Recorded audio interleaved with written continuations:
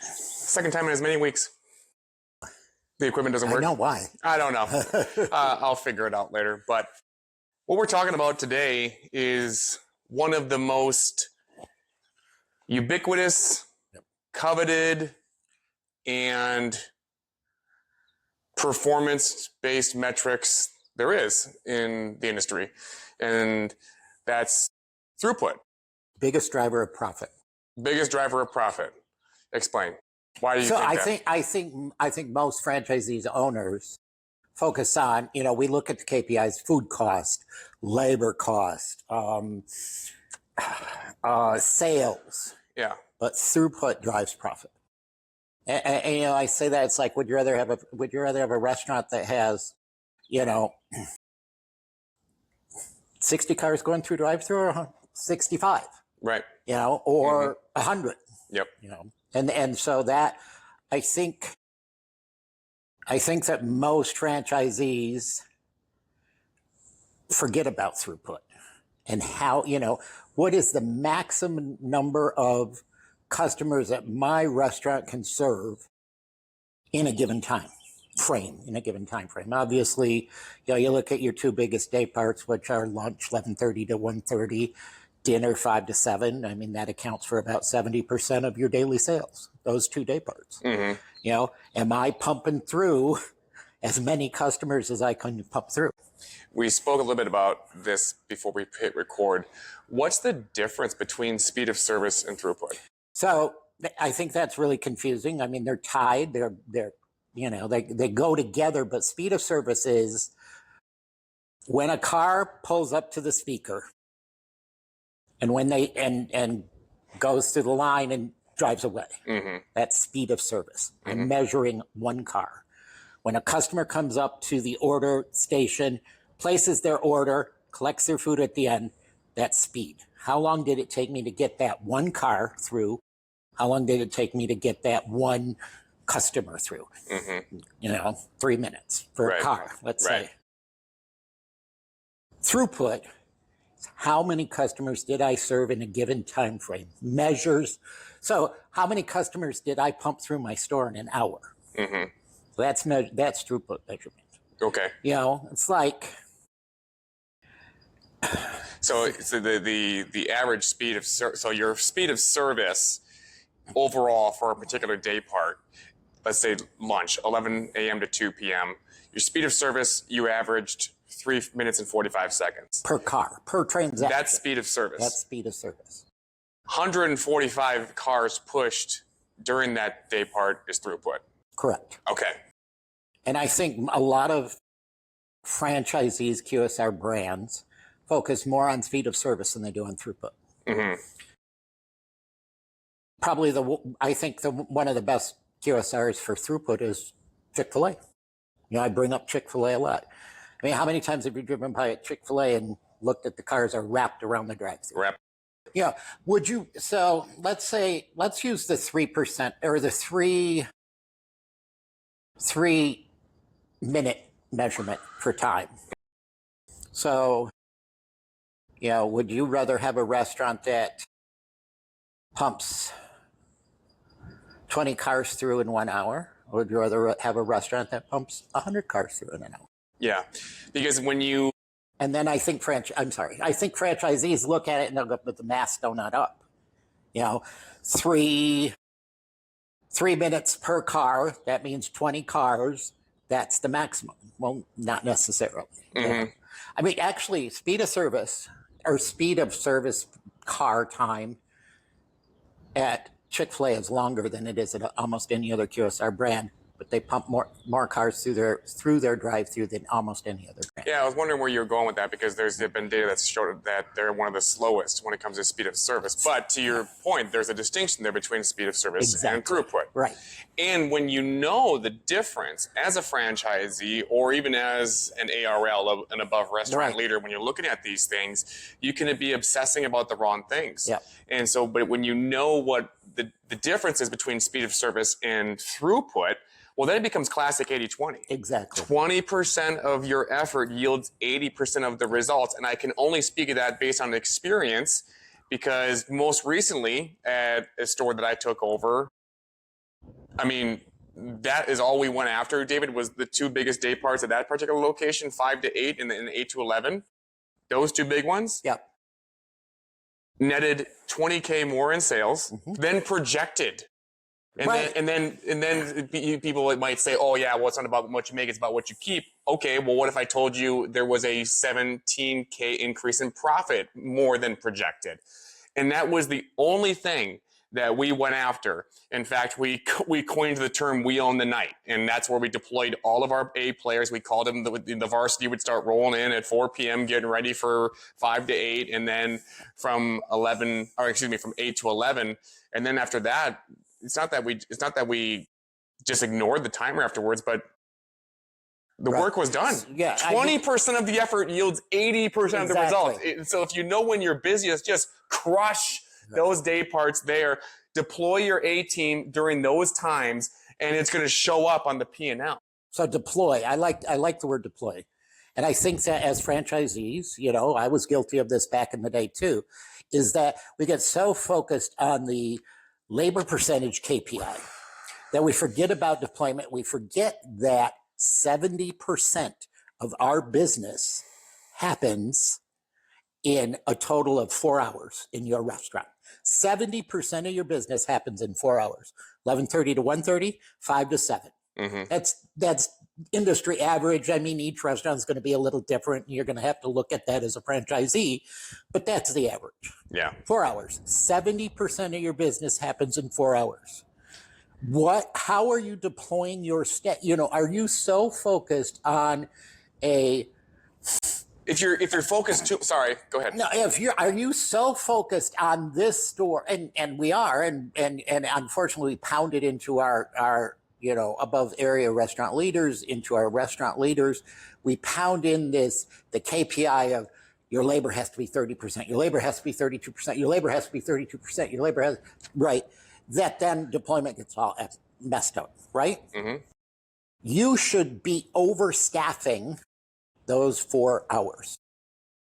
You know, I mean, you can make your labor, but if you're not, and you're not pumping through as many customers as you can pump through in those 4 hours, you're leaving money on the floor. You know, and just, you know, you can do the simple math. You know, it's like, oh, so between 11:30 and 1:30, you know, instead of a 30 or 32% labor cost, we're running a 35. Yeah, we are, but we're also, you know, having 20K more in sales projected and 17K more in profit. And I mean, projected. you know that, and to you and me, it's common sense. But I do think that we get so bogged down in, you know, I'm not saying that those KPIs don't matter, but we get so bogged down in that we forget about that throughput is profit. It's not revenues, it's profit. Yeah. That idea came to me, not the idea, the realization of it, because it wasn't my idea. I'm talking about that 80-20 thing again. It came to me when I was a gym owner. Right. And I was talking to one of my buddies, his name is Brandon Kelly. How you doing, BK? He runs a gym in Joliet, Illinois, and he and I were just spitballing about some of our numbers, and I told him our class schedule and all these things, and he said, so you're basically running your entire business around a 5:30 middle school class. And I was like, well, yeah, I guess I am. So then, like, said, like, to hell with the adult fitness in the morning, and like, we got 100 middle school soccer players coming in at 5:30. That's the only time that we need to be there, right? Because it pays for everything, right? No, it's profit. The other hours pay for everything. Those hours are profit. Yeah. But I mean, I tell that story because once I knew that, I'm like, oh, okay. Yeah. So wait a minute, I'm really only doing a Tim Ferriss thing, a 4-hour work week, right? Just killing it from 5:30 to 6:30 with those middle school groups. Yeah. So that's where that idea came to me. And then as I started getting into this business, and most recently with this concept at Taco Bell, I'm just like, oh man, like, yeah, we work way too hard. if we just knew when to deploy your best people and just pump those cars through, then you don't have to work nearly as hard as you think you do. Yeah. And if you have the vision and you can see past the next day part, right? Because I have no problem running a red happy hour every single day of the week. Don't care. Oh, yeah. Don't I care. mean, but it's like to me, I think we get so caught up in hitting our labor percentage Mm-hmm. that we just deploy, okay, if I just go by my labor percentage, it says I can only schedule 3 people from 11:30 to 1:30, or I can, whatever the math is for your individual location at med. If you do that, you're not pumping through customers. Correct. Yeah. If you do that, instead of pumping through, okay, we're pumping with this many people, I can pump through 60 people. Well, wouldn't you rather add another body and pump through 80, 90, 100? And everybody not be stressed or burnt out. Right. And they're having fun. And it's not having, I think we forget to do the math and we look at it and we say, well, if I add another body and the average hourly rate is $15 or $15.20, and then that makes my labor costs go up. Stepping over dollar bills to pick up pennies. Right. It makes my labor costs go up for that day part 2% more. So I'm, during that day part, I'm running a 34%. Yeah, you may be running a 34%, but you're on, so it's an extra 2% labor, but you're gaining $1,000 more in revenue or $1,500 more in revenue or whatever your unit is. Mm-hmm. So then take that 2% off that, 1,000 or, Yeah. wow, 2% of 1,000 is, $200. Yeah. $20. That other $800 is pure profit. Yeah. One thing I wanted to bring up, because I think there's a lot of people, ARLs and franchisees alike, who can kind of sort of shrug their shoulders and be like, okay, so those numbers you shared, that's 28 days. Can it be sustained? Well, it's the same thing in sports, coming from somebody who's been a powerlifter and somebody who's been a professional football player, somebody who's now currently running track.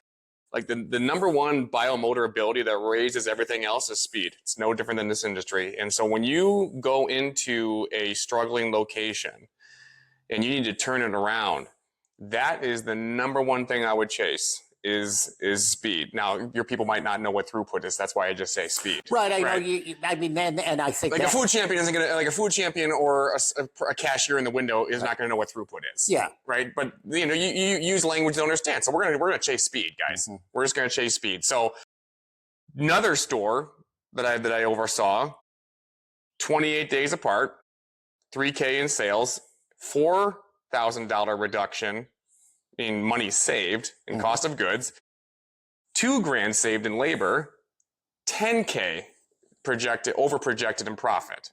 And that's the only thing we went after. Right. Is speed. Because when increase speed, increase amount of transactions, throughput, and then all of the controllables become easier to control. And so then the point I'm trying to make, David, is because when you keep that culture of speed and throughput in your store, and that's the one thing you're chasing, the excitement doesn't fade. So that same team, 9 months later, in terms of from when I took it over to 9 months later, cumulatively what they had done, $47,000 over the projected in sales, saved $11,000 in COGS, saved $22,000 in labor, and netted an additional $43,000 in profit. That's the only thing that we chase, because it also makes it simpler. Because you know why? Because you have focus. Yeah, exactly. If you chase more than one rabbit, they're both going to escape. Yeah. You look at, so I think one of the big things to me too is, and this is where you and I might differ a little bit, is to me the biggest bottleneck on speed and throughput is the order taker, the first person. It's not the person making the food in the back room. It's the order taker. Tell me why. The order taker, so more seconds, and we're talking seconds here. We're not, when you're talking speed and throughput, you're talking seconds. Mm-hmm, mm-hmm. So you look at how efficient is the order taker at That's where you can lose speed and throughput to me. How long does it take them to get the order and process the order, get it, it's more about, that to me is where the seconds are made up. I have thoughts. I have two thoughts on that. May I? Yeah, but because I know we're going to disagree a little bit, but yeah. So I think you've got to have somebody there who's got a lot of social agility, meaning if there's a script to be read, they better be able to pick up on the customer's tonality if they ain't having it. Right, exactly. Right. So if you get to question 2, and you got 2 more, and the customer is getting short and curt with you, send them to the window, push them through. Read the customer. We always said read the customer, read the customer. So that takes some, you have to break some rules there if your company has a script. But again, if we're abiding by the customer first mantra and playing that game, well, then you're going to appease the powers that be. Now, having said that, David, I think a crew, a day part, a rush is more efficient if they actually take their time reading the entire script during a rush. Why do I say that?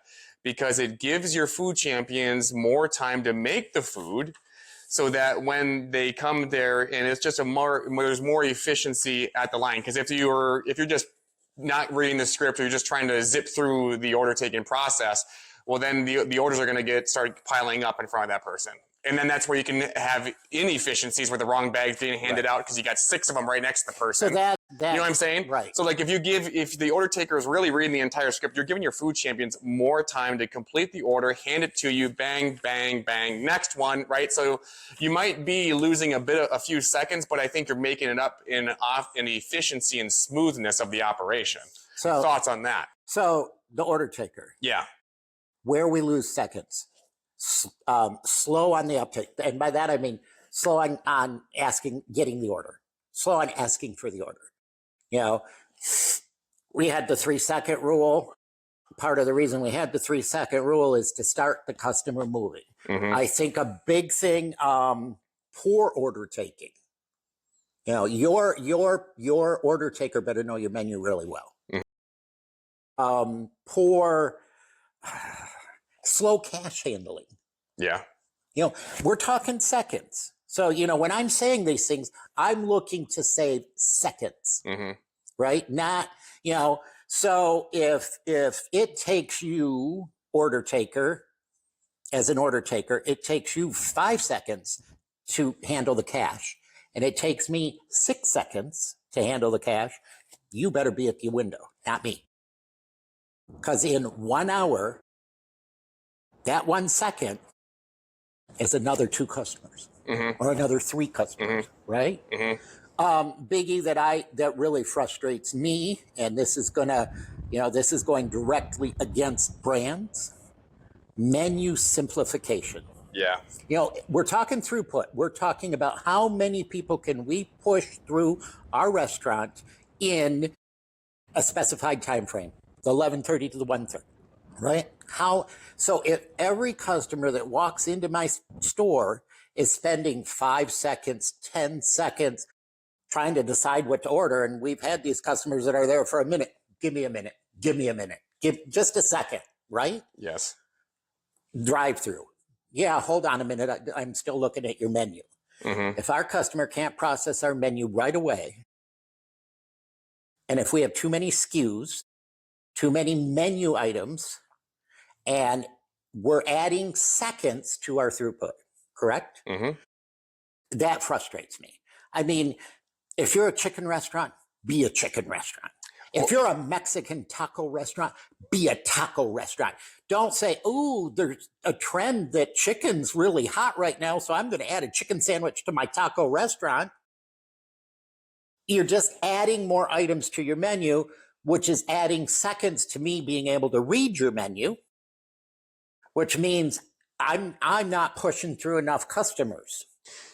If I'm a sub restaurant, be a sub restaurant. You can have, okay, we can have LTOs, limited time offerings, and those kind of things, but focus on your core menu. If something's not moving, and all brands right now have the ability to quickly identify, what food. If something's not moving, drop it from your menu now. Don't say, "Oh, this is a long-term thing. We've had this forever." The other thing that I would look at as a QSR brand, and we're talking strictly about throughput, is drop the items that take forever to make. That add seconds. Yeah. And then just focus on your core. If you are a taco restaurant, and we're talking strictly QSR. We're not talking fast casual. We're not talking any of that. Fast casuals can maybe have a little bit bigger menu. Yeah, but if you're talking QSR, keep it simple, stupid. Orville Redenbacher's mission statement is do one thing and do it better than anybody else. Right. I have thoughts on the menu. So with a brand like Taco Bell, there are certain deals that can only be done over mobile orders. Do you think that there should be I do, because you just put it in my head. I think the full service menu should be for dine-in customers only. There should be a difference between the drive-thru menu and the dine-in menu. If you want to come in and dine in the restaurant, then you get the full service menu because you got more time to order. We have a full minute more to make it. Well, you inside. You can interact more. I mean, yep. The biggest thing too, I think. But if you have the drive-through, like there's mobile apps orders only. Like, oh, I want a variety pack. Well, that you can't come to the drive-through and order that. You got to put that through the mobile app. I think that's a great idea. So I like the idea, but I don't want to confuse the customer.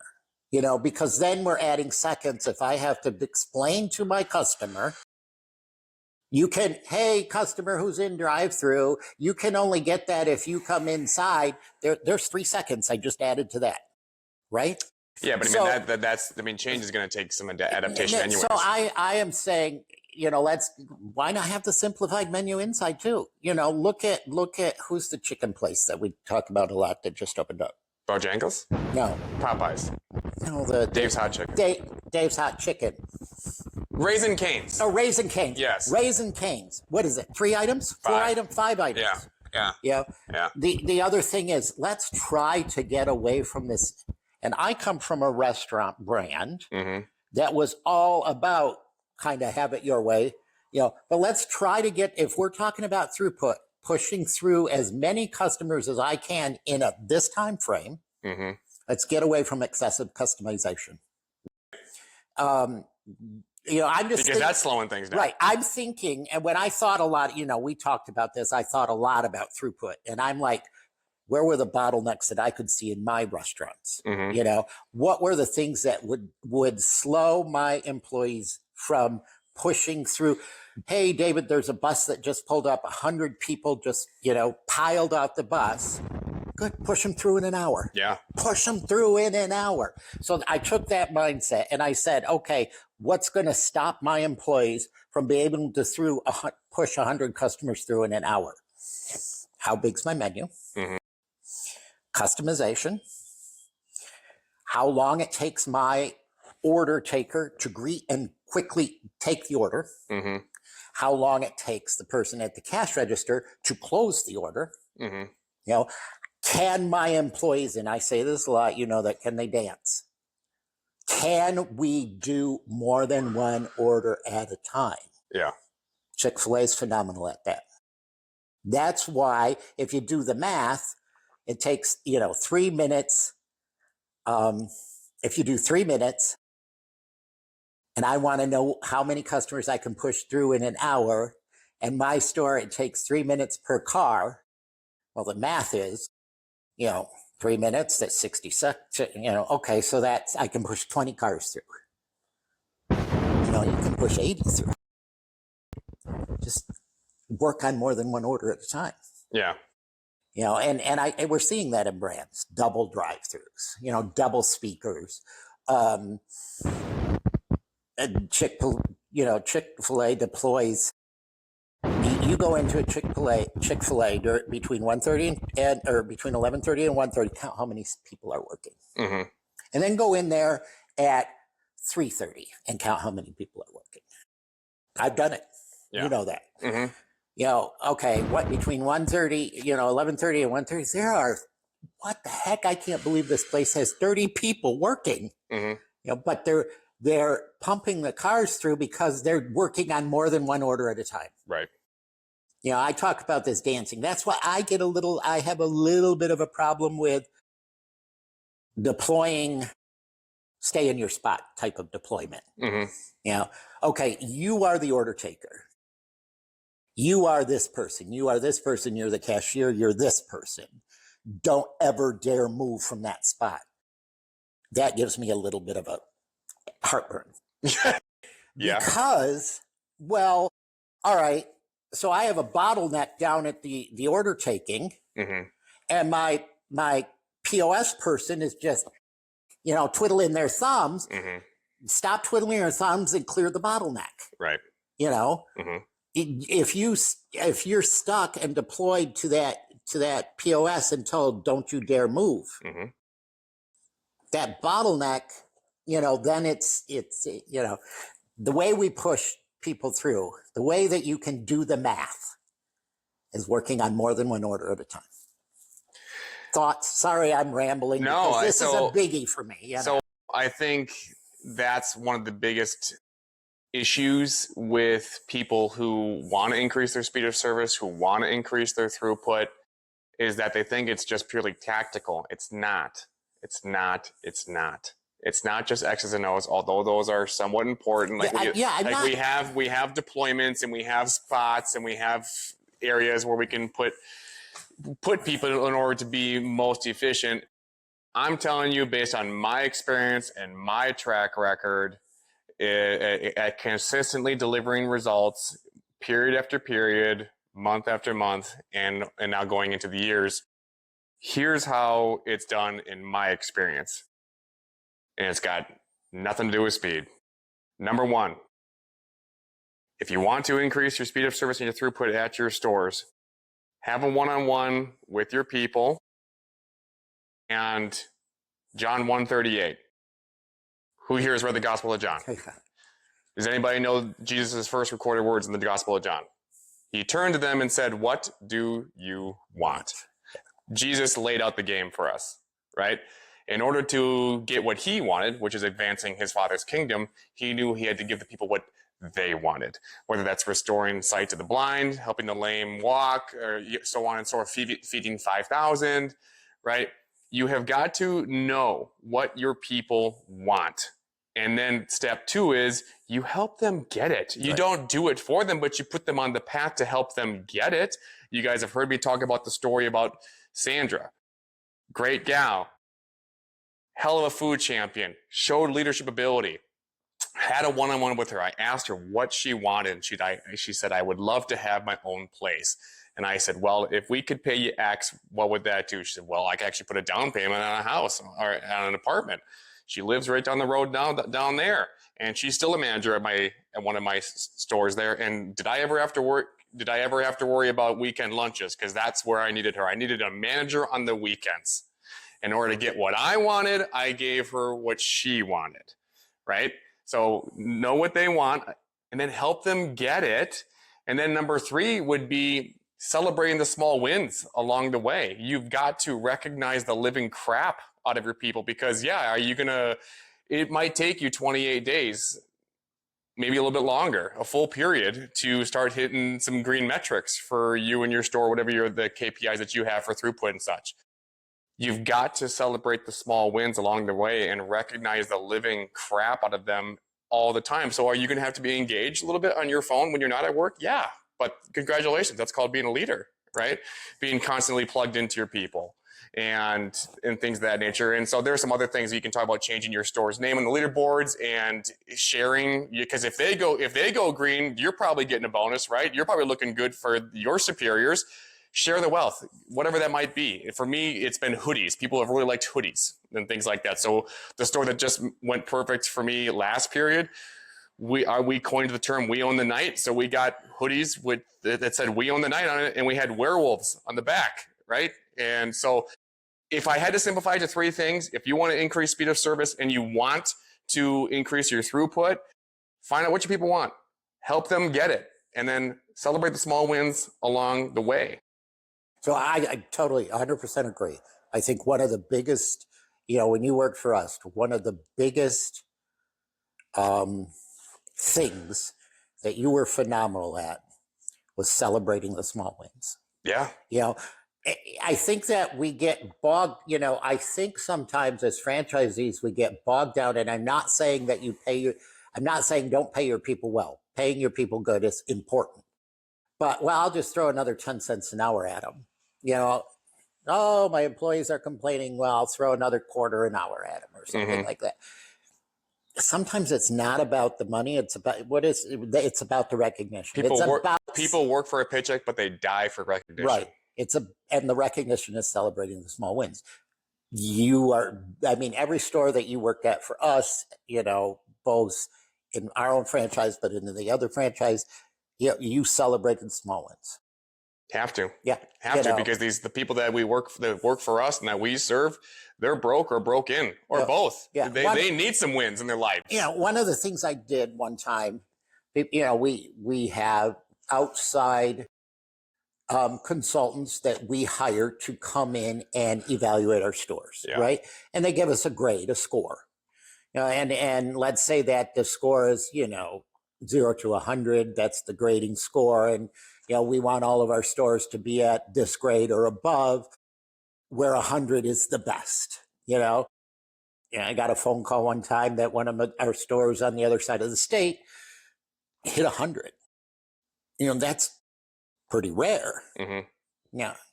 Got in my car, drove the 2.5 hours, stopped at a donut shop, bought a dozen donuts, went into the store. Didn't cost me that much. That recognition, I still hear about it. I actually got a message 2 weeks ago. Remember when you bought donuts for that store? What? Celebrating the small wins. We've got to remember that as franchisees to celebrate the small wins. But then that celebration of the small wins needs to be bigger than the correcting of the failures. Yep. I think sometimes, good job. Good job, Hunter. Great. Love it. Here's a hat. Here's a hoodie. But then the next day, me as a franchisee, above restaurant leader, whatever, district manager, I come in and oh, you guys suck. What the heck is going on? You didn't hit green? That celebration of that small win the day before is gone. It's gone. It's gone. Yeah. So the one thing that I always relate it back to is like working out. It's like, okay, one bad day on a new diet or workout plan isn't going to break you. Just like one good day on a new diet or workout plan ain't going to make you. Right. Right. So it's okay if you have a bad day part. It happens. It's like and I always tell them, like, one thing I always told myself when I was playing football, and my teammates as well, who would dwell on a mistake, like, flush it. Right. Flush that shit down. Yeah. It's gone. Right. So yeah, know what your people want. Help them get it. Celebrate the small wins along the way. We actually have a free playbook. It'll be in the show notes, where you can go from being an RGM to a trusted leader in 28 days. It's a fast track playbook. It's free. It's in the show notes. Download that.